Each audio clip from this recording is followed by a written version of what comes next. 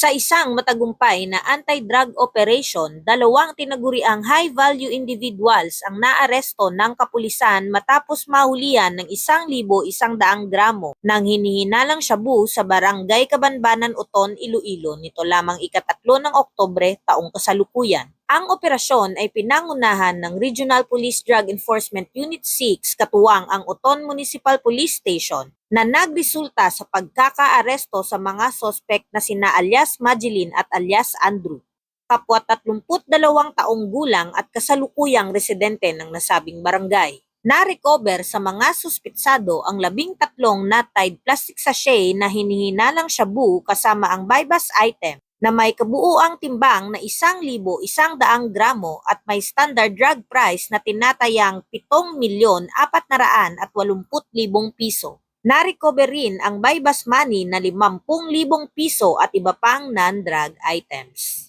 Kasalukuyang nasa kustodiya ng Uton Municipal Police Station ang mga suspetsado para sa tamang disposisyon at ihaharap sa kasong paglabag sa RA 9165 o ang Comprehensive Dangerous Drug Acts of 2002.